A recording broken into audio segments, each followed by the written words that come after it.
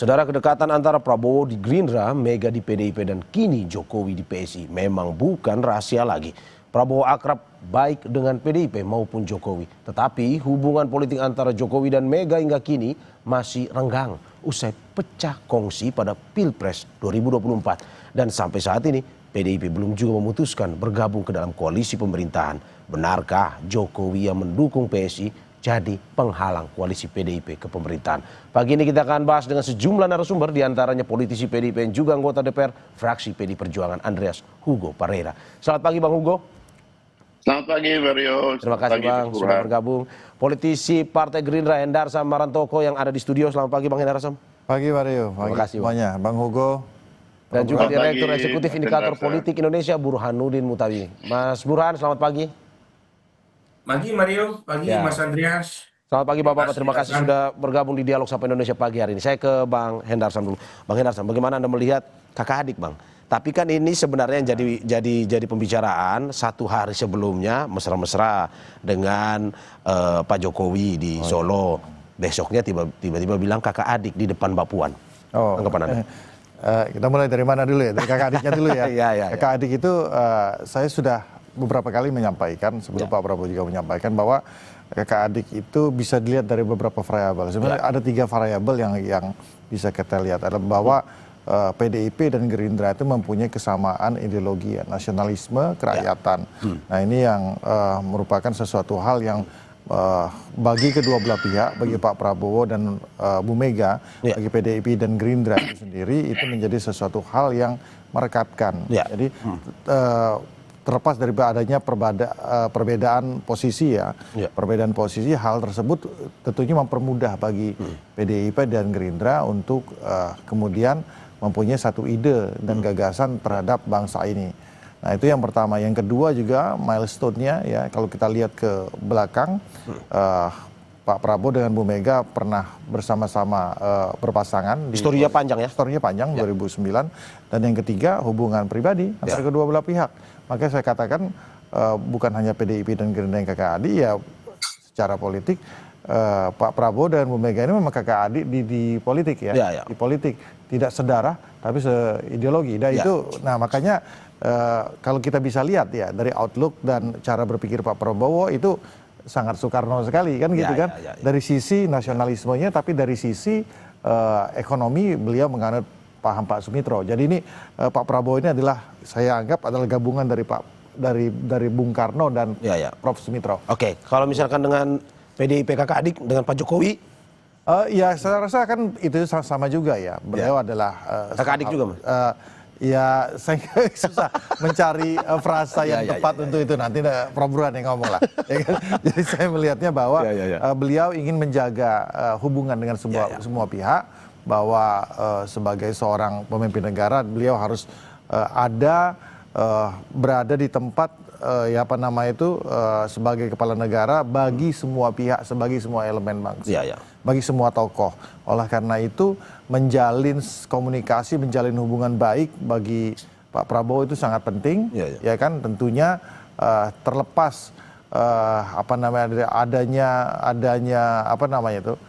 beliau menyampingkan politik pragmatis, politik praktis dan politik pragmatis, beliau lebih mengedepankan hal tersebut. Itulah mazhab yang dianut oleh Pak Prabowo. Jadi tidak ada tendensi apa-apa, ya kan. Bahkan saya berpikir bahwa mudah-mudahan Pak Prabowo akan menjadi katalisator, akan menjadi katalisator bagi mungkin ada dari pihak teman-teman dari Bang Hugo, ya kan gitu ya, dengan PDIP, dengan Pak Prabowo, dengan dengan Pak Jokowi, ya kan, atau PSI sekalipun, ya kan, ya beliau akan menjadi katalisatornya. Sudahlah, kita kan damai kan seperti itu.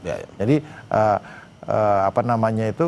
adanya mungkin sedikit ganjalan dari teman-teman PDIP, tapi ketika melihat Pak Prabowo, oke lah, saya lihat Pak Prabowo-nya kan gitu kan. Begitu juga dengan Pak Jokowi. Pak Jokowi, oke. Saya ke Bang Andre Hugo, bagaimana Anda melihat, tadi kita sudah bahas terkait dengan pernyataan kakak adik dari Pak Prabowo. Kalau dari PDIP sendiri melihatnya seperti apa pernyataan kakak adik ini? Ya, saya kira Pak Prabowo menggunakan analogi yang bagus sekali gitu, tepat gitu, dalam arti gini, secara sosiologis ya, artinya hubungan sosial, hubungan kakak adik itu jauh lebih dahulu gitu daripada hubungan kekuasaan, hubungan politik gitu. Begitupun juga di dalam membangun kesepahaman gitu. Relasi kekuasaan itu bisa mengganggu, tetapi ya kalau kita bicara soal hubungan sosial, pengertian antara kakak dan adik itu akan jauh lebih baik gitu dibandingkan dengan relasi-relasi yang lain gitu. Oleh karena itu saya kira analogi yang disampaikan oleh Pak Prabowo itu seperti tadi juga yang disampaikan oleh Mas Hendarsa, bahwa ya dia menempatkan dia coba untuk ya mempunyai hubungan yang baik dengan semua komponen bangsa ini, tapi dia menempatkan PDI Perjuangan ya sebagai kakaknya mungkin dalam hal ini, juga mungkin dengan Ibu Mega, karena secara partai, secara historis PDI Perjuangan lahir jauh lebih dulu daripada Gerindra. Kemudian juga dari segi usia, dari segi senioritas di politik, ya Ibu Mega jauh lebih dulu gitu dari Pak Prabowo gitu. Sehingga ketika Pak Prabowo membuat analogi seperti itu, saya kira sangat pas dengan tepat, dan beliau menempatkan PDI Perjuangan dalam posisi yang ya kalau tadi meminjam istilahnya Deddy Sitorus itu hubungan spesial gitu. Jadi kurang lebih seperti itu. Oke Bang Hugo, kalau misalkan melihat PDIP dengan Pak Prabowo kakak adik, kalau dari PDIP sendiri melihat Pak Prabowo dengan Pak Jokowi ini apa? Tetap saudara juga atau teman politik sebenarnya? Ya, saya kira ya itu mesti tanya langsung ke Pak Prabowo gitu. Mas Hendar saya tadi sudah memberikan jawaban. Tapi ya buat kami ya hubungan dengan Pak Prabowo itu penting, dan di situ saya kira relasi kakak adik tadi gitu yang disampaikan oleh Pak Prabowo itu biar soal kekuasaan itu hal yang berikut gitu. Soal ada di luar, ada di dalam, bahwa saudara pun tidak selalu harus serumah gitu kan. Saudara yang ada di luar rumah tapi dia bisa membangun pengertian yang baik dalam konteks relasi sosial, hubungan kekeluargaan, itu akan jauh lebih efektif di dalam membangun kohesivitas gitu, kohesivitas sosial gitu. Oke, saya ke Mas Burhan. Mas Burhan, kalau bagaimana Anda melihat terkait dengan kakak adik ini? Kalau kita berbicara soal timeline ya, apakah memang sebenarnya Presiden Prabowo sengaja? Karena sehari sebelumnya persis depan Presiden ke-7 Joko Widodo, ya beliau bersama makan mie bareng di Kongres PSI. Besoknya tiba-tiba bilang kakak adik sama PDIP. Apa analisis Anda menurut Anda? Iya, jadi tidak ada kebetulan dalam politik. Politik itu bagaimanapun penuh dengan desain dan skenario. Dan kalau kita melihat figur seorang Prabowo Subianto, apa yang disampaikan dalam dua forum yang berbeda, tetapi dengan audiens yang juga berbeda, itu menunjukkan kepintaran Pak Prabowo untuk merangkul semua kekuatan yang relatif pada dasarnya punya masalah masing-masing, tetapi tidak punya masalah dengan Pak Prabowo. Coba kalau kita lihat ya, misalnya Pak Prabowo dengan Pak SBY, dengan Ibu Mega, dengan Pak Jokowi, itu tidak ada masalah sama sekali.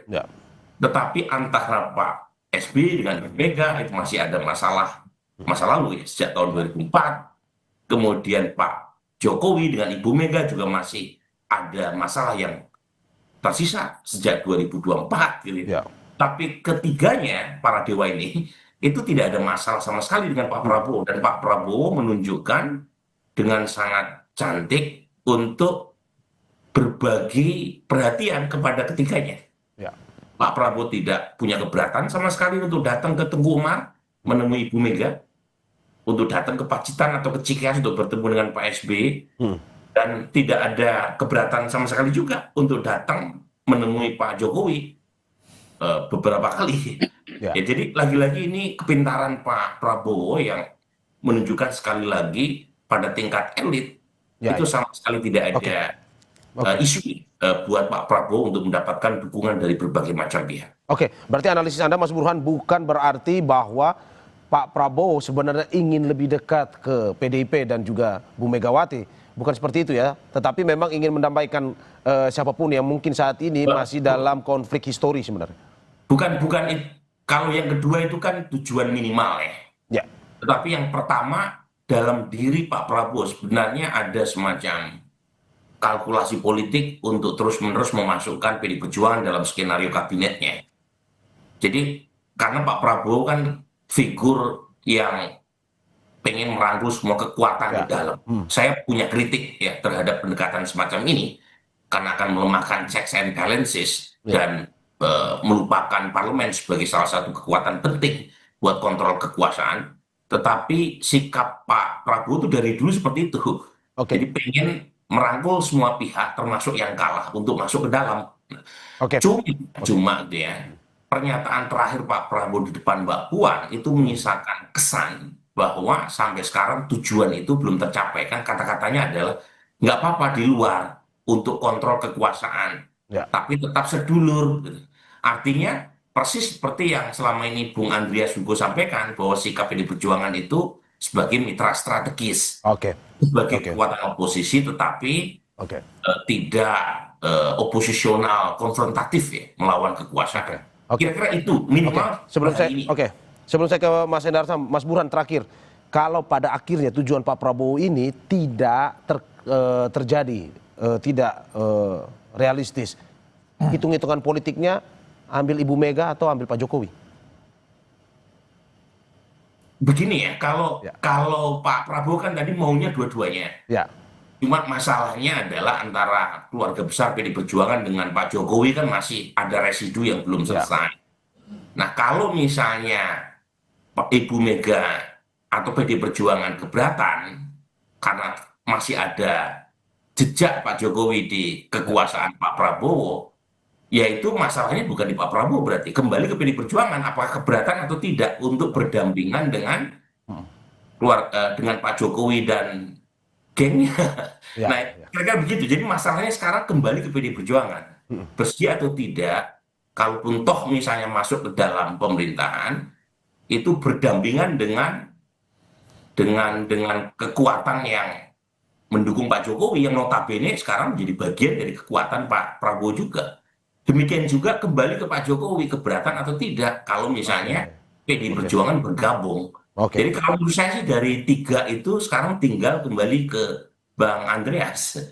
Karena sepertinya Mario, untuk memisahkan antara Pak Prabowo dengan Pak Jokowi meskipun relasi politik kekuasaan ya sejak 2024 sepertinya sulit karena kembali ke sikap Pak Prabowo itu banyak orang yang mengatakan figur yang loyal, yang setia pada orang, apalagi pada orang yang pernah membantunya. Jangan lupa Pak Prabowo menjadi presiden itu sudah sekian kali dia coba sejak tahun 2004 ketika masuk konvensi Partai Golkar. Tapi baru tahun 2024, 2 dekade setelah pertama kali Pak Prabowo mencoba menjadi capres di konvensi Partai Golkar, akhirnya bisa direalisasikan dengan bantuan Pak Jokowi. Jadi memang besar ya kontribusi Pak. Hitungan politiknya juga tinggi ya. Bang Endarsam, saya ini tahan sebentar, saya mau ke Mas Andre. Ini Bang Hugo. Bang Hugo, bagaimana Anda melihat ini? Presiden Prabowo ingin ya ada harmonisasi lah antara Pak Jokowi juga dengan Bu Mega. Tapi bagaimana misalkan diajak nantinya, apakah PDIP bersedia? Misalkan tetap ada Pak Jokowi, PDIP diajak gabung. Misalkan lupakan mitra strategis di luar, tapi diajak bergabung ke dalam. Ya itu kan pikiran Mario aja itu. Sebentar Pak Prabowo kan sudah bilang tadi gitu, ya menempatkan di dalam hubungan relasi yang ada kakak adik, ya mungkin ada yang lain-lain lagi dalam kaitan hubungan kekuasaan. Saya kira ya hubungan seperti ini juga ya tidak kalah baiknya gitu kan dengan apa yang dipikirkan Mario gitu. Jadi kalau seolah-olah bukan ini ya harus itu gitu. Jadi harus pilih dari salah satunya. Jadi menempatkan dalam posisi relasi seperti itu, saya kira itu mencerminkan bagaimana upaya yang dilakukan oleh Pak Prabowo sebagai figur nomor satu di Republik ini, yang menjalin hubungan baik dengan semua pihak. Saya kira itu adalah hak politik dan hak sosial beliau gitu di dalam membangun relasi kekuasaan. Ya, berarti dengan kata lain PDIP siap ya Bang, dalam arti kalau misalkan diminta untuk bergabung, dalam arti bukan di luar, tapi bergabung untuk menjadi bersama-sama membantu pemerintahan. Ya itu hanya pikiran Mario, itu bukan pikiran Pak Prabowo. Oke Bang Hugo. Saya ke Bang Endarsam. Bang Endarsam, bagaimana Anda melihat ini di satu sisi, seperti Anda bilang juga tadi, Mas Burhan, Bang Hugo juga bilang bahwa ya Presiden ingin sebenarnya ini harmonis saja. Tapi kalau dari hitung-hitungan dari Gerindra sendiri melihat, kalau misalkan pada akhirnya tidak terlaksana, tidak baik misalkan antara Pak Jokowi tidak mau bergabung, ada Ibu Mega tidak mau bergabung, mungkin misalkan ada Pak Jokowi. Siapa pilihan-pilihan yang mungkin akan dilakukan oleh Gerindra, atau bagaimana, tetap seperti ini, seperti saat ini, atau bagaimana? Yang bisa menjawab itu ya Pak Prabowo itu sendiri ya. Jadi saya tidak bisa mendahului. Cuman begini, saya melihatnya positioning di dalam dan di luar itu bukan merupakan sesuatu hal yang fundamental dan yang fundamental lah seperti itu ya. Karena kan gini juga, bisa jadi sama-sama di dalam koalisi, tapi isi dan kepalanya tidak sama. Nah, bahkan juga bisa kita pakai antitesa sebaliknya, berada di luar koalisi, tapi isi kepalanya dan gagasannya sama. Kan gitu kan? Betul. Bisa aja seperti itu. Jadi kedua hal ini bukan sesuatu hal yang sifatnya pragmatis semata kan gitu kan. Jadi memang yang dikedepankan itu bahwa bagaimana kita butuh, kalau bahasa mitra strategis kan terlalu smooth ya menurut saya kan, kita butuh kritik sebenarnya dari teman-teman dan koreksi dari teman-teman PDIP yang saat ini berada di luar, bagaimana program-program pemerintah yang sebenarnya itu sudah diacungi jempol oleh Bu Mega itu sendiri, program MBG, program koperasi, Kopdes Merah Putih yang memang menyusur masyarakat Wong Cilik yang merupakan ideologi daripada PDIP. Agak sedikit sulit bagi saya membayangkan PDIP dan Bu Mega untuk menolak hal tersebut. Makanya oleh karena kan Bu Mega selalu mengedepankan ini Mas Bowo itu bagus, tapi kita butuh dikoreksi oleh Bu Mega dengan beberapa hal ya. Nah, itu yang penting sebenarnya. Vitamin itu yang penting. Nah, jadi hal tersebut saya rasa yang harus dilihat bahwa di dalam dan di luar itu bukan sesuatu hal yang bukan sesuatu hal yang kewajiban. Jadi kalau kita di dalam kita harus senada, dan begitu di luar kita harus berbeda, nggak seperti itu juga. Politik kita tidak seperti itu. Harus langsung cair dan konstruktif lah. Oke. Dan pada akhirnya apakah memang melihat hubungan Pak Jokowi dan juga hubungan Ibu Mega ini membuat Pak Prabowo agak susah bergerak atau gimana? Enggak seperti itulah ya kan. Jadi malah disinilah seninya sebagai seorang negarawan untuk melihat mengelola bangsa ini, mengelola ada friksi-friksi di dalam ya kan. Dan untungnya seperti tadi katakan oleh Prof Burhan, untungnya ya kan Pak Prabowo ini tidak pernah mempunyai masalah dengan tokoh-tokoh bangsa ini. Menjadi penengah. Iya, menjadi penengah. Bayangkan kalau yang jadi mungkin kompetitor yang lain kemarin ya kan. Kita akan terpolarisasi kan, itu kan akan lebih gaduh lagi. Nah itu jadi untungnya beliau adalah saya berpendapat beliau adalah orang yang tepat di waktu yang tepat, ya kan. Jadi ya kan seperti itulah. Oke, saya ke Mas Burhan. Mas Burhan, bagaimana Anda melihat bahwa saat ini posisi Presiden memainkan peran sebagai penengah dalam arti bahwa saya mau semuanya bisa harmonis, tetapi apakah mungkin itu terjadi di tengah posisi kondisi saat ini antara, terutama kalau kita lihat antara Ibu Mega dari PDIP dan juga Pak Jokowi? Iya, sebenarnya meskipun PD Perjuangan belum resmi bergabung dengan pemerintahan, tetapi posisi partai sebagai mitra strategis ini sudah menunjukkan kemampuan Pak Prabowo untuk berhasil mendekatkan diri dengan PD Perjuangan. Di saat yang sama PD Perjuangan tentu juga punya ekspektasi karena bagaimanapun ini saya pernah sampaikan ke Bung Andreas, posisi PD Perjuangan kan berbeda ketika PD Perjuangan menjadi oposisi zaman PSBY. dibanding ketika PD Perjuangan menjadi kekuatan oposisi di masa Pak Prabowo. Itu saja sudah cukup menguntungkan kan buat Bung Darsa. Itu satu tuh. Nah yang kedua nih, sebenarnya kalau kita melihat politik kita di level elit itu sangat biasa, politisi yang awalnya berduel kemudian menjadi berduel. Persis seperti relasi antara Pak Jokowi dengan Pak Prabowo itu kan rumit gitu. Salah satu yang membawa Pak Jokowi selain Ibu Mega ke Jakarta 2012 itu Pak Prabowo. Tapi justru Pak Jokowi yang kemudian melawan Pak Prabowo 2 pilpres sekaligus dan mengalahkannya di 2014 dan 2019. Tetapi di 2024 posisinya berbalik. Sementara kita tahu Pak Jokowi dengan Ibu Mega, bagaimanapun Pak Jokowi itu yang membesarkan Ibu Mega. Tanpa tanda tangan Ibu Mega nggak mungkin Pak Jokowi maju sebagai wali kota. Jadi kompleks relasinya. Nah sekarang pertanyaannya adalah karena kompleksitas itu, ya, dan pada titik tertentu juga melibatkan masalah personal. Kalau misalnya Ibu Mega bersedia gitu ya masuk dalam kabinet di mana di situ ada Mas Gibran sebagai wapresnya. Nah pertanyaannya kembali ke PD Perjuangan, bukan ke Pak Prabowo menurut saya. Karena Pak Prabowo sudah membukakan pintu. Apakah PD Perjuangan mau masuk atau tidak, itu kembali ke PD Perjuangan. Dan tentu pertanyaan itu harus datang dari Pak Prabowo ya, berkaitan dengan yang Bu Mario sampaikan. Jadi bukan Bu Mario yang menawarkan, tapi Pak Prabowo. Tadi kan ada pretensi seperti Pak Prabowo sampaikan dalam pidato. Banyak orang yang bertendensi menjadi Pak Prabowo, termasuk Pak Mario Prabowo ini gitu. Oke, makanya Bung Andreas nggak bisa menjawab secara terbuka karena yang menawarkan bukan Pak Prabowo langsung, tapi Pak Mario. Oke, saya ke Bang Andre. Ini menarik, Bang Andre.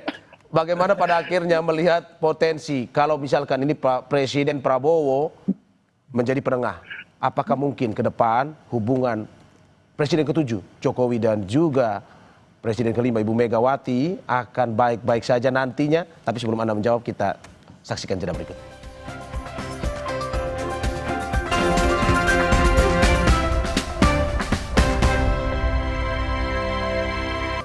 Terima kasih masih di Sapa Indonesia Pagi, saudara, bersama sejumlah narasumber saya. Ada politisi PDIP yang juga anggota DPR fraksi PD Perjuangan Andreas Hugo Parera, politisi Partai Gerindra Hendarsa Marantoko, dan Direktur Eksekutif Indikator Politik Indonesia Burhanuddin Muhtadi. Saya ke Bang Hugo. Bang Hugo, bagaimana Anda melihat, saat ini Presiden Prabowo ingin menjadi penengah. 1.000 kawan terlalu sedikit, 1 musuh terlalu banyak. Itu sering yang dikatakan oleh Presiden Prabowo. Kalau menurut Anda, apakah mungkin saja keinginan Pak Prabowo untuk bisa mendamaikan antara Ibu Mega dan Pak Jokowi ini bisa terrealisasi nantinya? Atau bagaimana dari hitung-hitungan politik PDIP? Ya, itu kan kata Mario seperti yang tadi apa saya sampaikan tadi. Pak Prabowo juga tidak berbicara soal menjadi penengah, dan saya kira yang lain itu udah masa lalu. PDI Perjuangan itu udah masa lalu gitu. Jadi tadi bagus sekali apa yang disampaikan oleh Mas Hendarsa tadi gitu, bahwa ya di dalam satu rumah belum tentu punya pikiran yang sama gitu kan. Betul.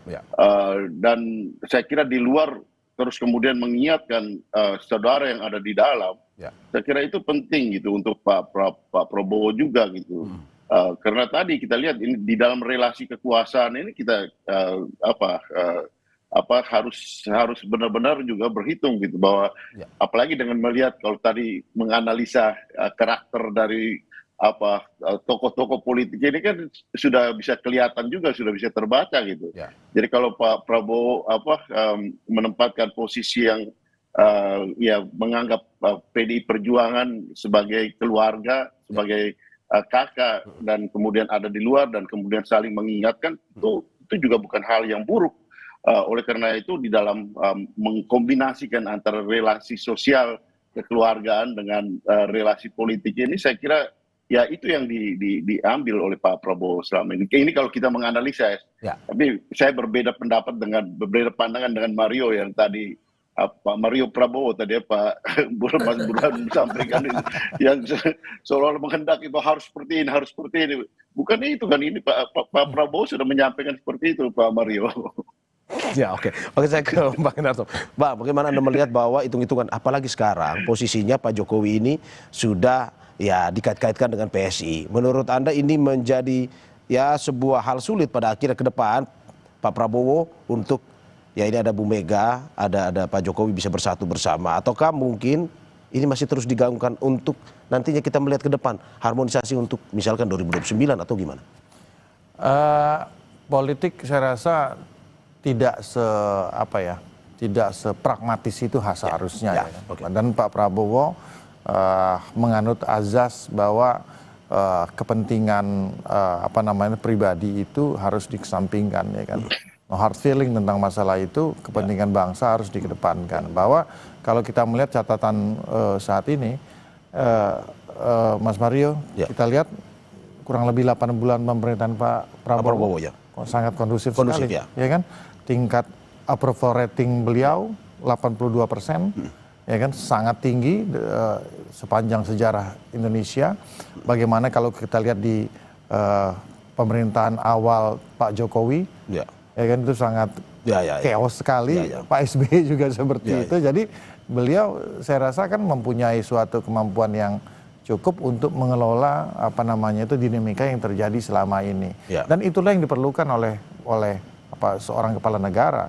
Instrumen dan skill itu yang diperlukan oleh beliau. Tapi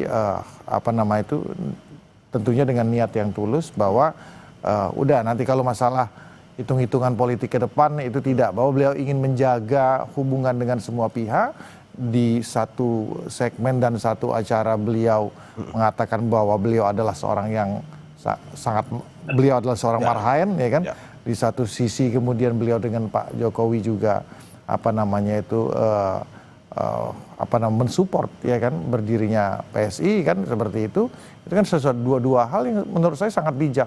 Pemimpin itu satu yang diperlukan adalah wisdom, dan Pak Prabowo menggunakan bijaknya dan wisdomnya itu dalam berhubungan dan berkorelasi dengan semua pihak. Itu sih yang penting menurut saya. Ya, pada akhirnya Presiden Prabowo ingin melihat bahwa di satu sisi personal harus jalan, dalam arti hubungan personal, hubungan politis pun akhirnya mengikuti. Menurut Anda seperti itu. Kan tentunya itu kedua hal tersebut bisa berjalan beriringan, tapi tentunya juga memang setiap partai kayak gitu kan mempunyai kepentingannya masing-masing. Tapi ya Pak Prabowo tetap berprasangka baik bahwa saatnya ini baru 8 bulan, mungkin jalan belum lama ya, mau jalan 9 bulan, ya kita tepiskan dulu hal tersebut lah ya. Kita ini banyak sekali revolusi yang harus kita lakukan ke depannya, bagaimana program-program kerakyatan beliau ini bisa berjalan. Oke. Seperti Oke, saya ke Mas Buran. Mas Buran, ini kita berbicara terkait dengan soal daya tawar sebenarnya, terutama dari Pak Jokowi, di mana PSI sudah mulai dihubung-hubungkan, terutama ketika kongres kemarin, dan saat ini dihubung-hubungkan, Pak Jokowi katanya masuk PSI dan segala macam. Menurut Anda, apakah ini membuat daya tawar Pak Jokowi sendiri semakin naik di mata Presiden Prabowo, atau bagaimana sebenarnya? Sebenarnya hitung-hitungan paling mudah untuk dikalkulasi secara berbarengan oleh politisi adalah berapa kursi yang diperoleh oleh masing-masing partai di parlemen. Dan PSI tidak mampu lolos dari lubang jarum 4%, parliamentary threshold. Jadi dari sisi hitung-hitungan matematis, jauh daya tawar PD Perjuangan dibanding PSI. Itu satu, karena bagaimanapun PD Perjuangan pemenang pemilu 2024, meskipun suaranya turun dibanding 2019. Tetapi di atas kertas, suara PD Perjuangan paling banyak di antara semua partai. Itu satu. Yang kedua, nah ketika Pak Jokowi masuk ke dalam ke PSI, itu ada plus minusnya sebenarnya. Plusnya tentu mempertegas asosiasi PSI dengan Pak Jokowi. Karena selama ini kan klaim PSI Partai Jokowi itu datang dari PSI, karena Pak Jokowi tidak pernah masuk secara formal ke PSI. Nah, tetapi kelemahannya juga banyak. Mempertegas bahwa PSI ini partai keluarga kalau misalnya Pak Jokowi masuk ke PSI. Sehingga klaim partai super TBK itu menjadi kurang kredibel. Karena bapak dan anak masuk dalam satu partai. Bang Hugo langsung tertawa Mas Burhan ketika berbicara. Lanjut Mas Burhan. Banyak kontradiksinya.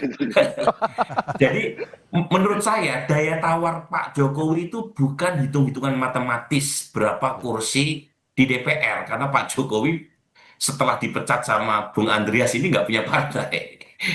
Jadi daya tawar Pak Jokowi adalah kontribusi Pak Jokowi dalam pemenangan Pak Prabowo. Itu jadi historis sifatnya. Sesuatu yang kalau kita lihat karakter Pak Prabowo itu justru sangat bernilai.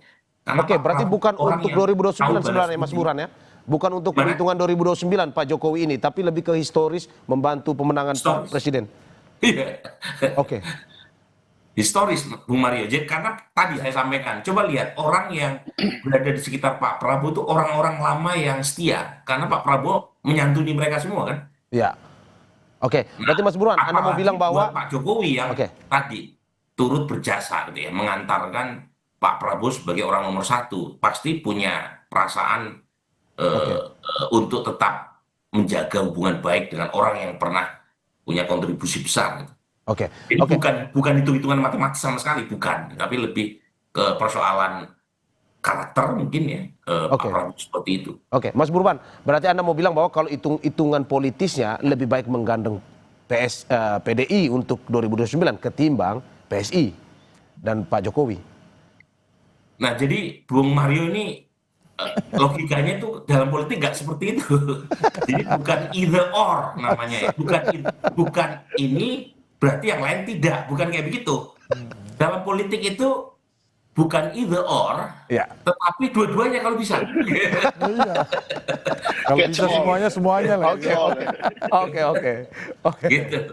Jadi juga kalau saya melihat Pak Prabowo itu maunya dua-duanya.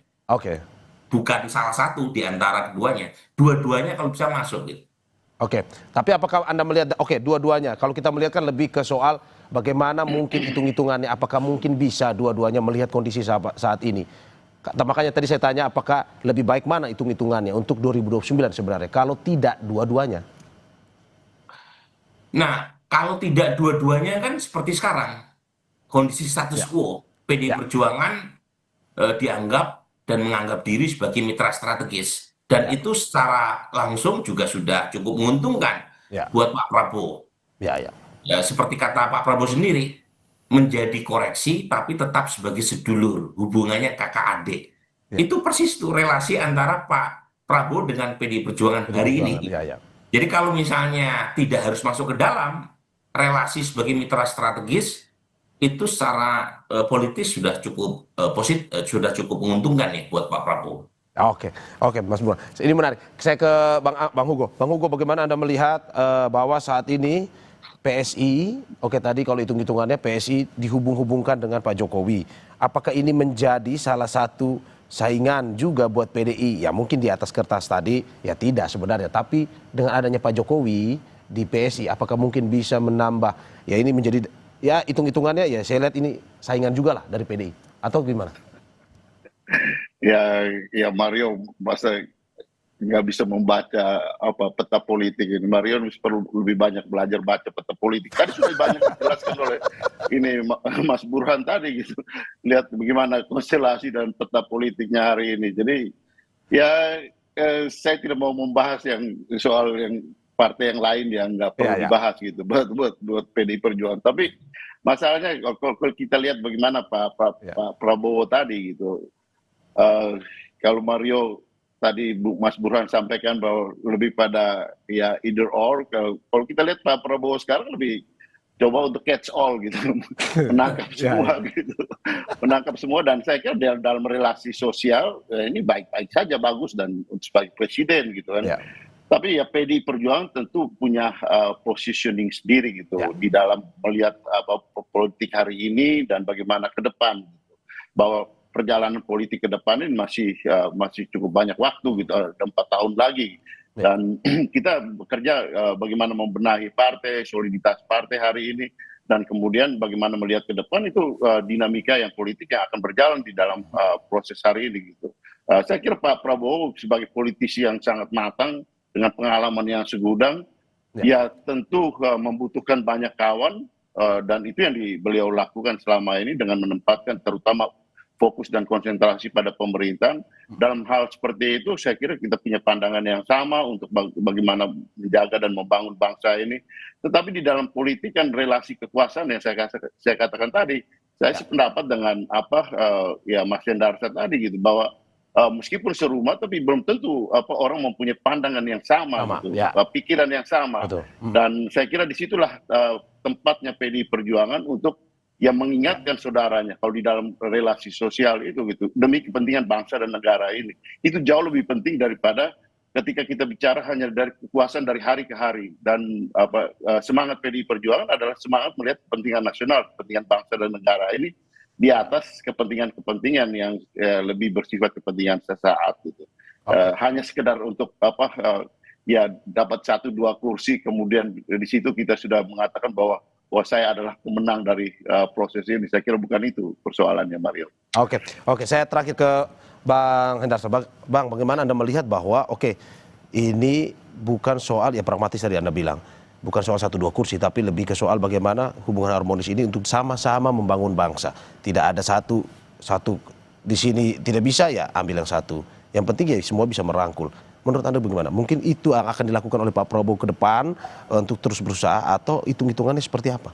Kan ada beberapa variabel yang harus kita lihat, bahwa satu gini ya, kondisi geopolitik kita saat ini sedang tidak baik-baik saja. Dunia di luar itu sedang tidak baik-baik saja. Kondisi global. Kondisi global. Bagaimana negara harus semakin tanda kutip semakin selfish sekarang. Ya kan, harus memikirkan dirinya sendiri. Ya kan, dibandingkan memikirkan negara lain. Nah, itu penting sekali ya kan. Itu yang mungkin tidak terjadi di periode-periode sebelumnya. Karena situasi global itu sangat menantang. Dan oleh karena itu makanya pentingnya untuk kita sama-sama bersatu. Dan saya rasa ini semua harus sadar lah ya. Kalau ada beberapa pihak yang mencoba mengganggu ya kan, harmonisasi antara yang ingin dibangun oleh Pak Prabowo dengan Pak SBY, dengan Bu Mega, dengan Pak Jokowi, ya saya rasa itu kan infiltrasi dari asing, itulah yang beliau katakan itu. Betul, nah jadi oleh karena itu, ya kan, kalau ketika semua ini bisa beliau orkestrasi dengan baik, ya kan, terlepas daripada masalah-masalah yang di belakang, sejarah ke belakang, tapi kalau kita bersatu, setidaknya bersatu dalam gagasan, ya kan, bersatu dalam program, bagaimana semua ini bisa berjalan dengan baik, bagaimana kita bisa benar-benar berdikari, ya kan, berdiri di atas kaki kita sendiri seperti yang dikatakan oleh Bung Karno. Maka oleh karena itu ya tantangan global dan kedepannya itu bisa kita hadapi dengan baik. Itu kan yang paling penting kan sebenarnya kan. Jadi itu sebenarnya keadaan yang saat ini. Jadi mungkin saja kalau situasi global tidak baik-baik saja, ya mungkin kita tidak perlu juga terlalu bagaimana ya, terlalu dinamikanya mungkin bisa lebih tajam lagi. Tapi kan nggak harus seperti itu. Dan saya rasa semua tokoh mempunyai sifat negarawan, bahwa kepentingan bangsa kita di atas segalanya. Itu yang saat ini ketimbang politik pragmatis tadi ya. Iya, kesampingan dulu lah, itulah ya kan. Nantilah 1-2 tahun terakhir lah 2029 lah kita. Oke. Terima kasih Bapak-bapak atas apa yang disampaikan. Anggota DPR fraksi PD Perjuangan Andreas Hugo Parera, dan juga politisi Partai Gerindra Hendarsa Martoko, serta Direktur Eksekutif Indikator Politik Burhanuddin Muhtadi. Terima kasih atas apa yang disampaikan, dan semoga ini bisa memberikan masukan juga terkait dengan terutama membangun bangsa kita ke depan di samping politik pragmatis itu. Terima kasih Bapak-bapak, sehat selalu. Ya, terima kasih Bang Hugo, terima kasih Bang Burhan, terima kasih Mas Hendarsa. Andrea. Ya, saudara.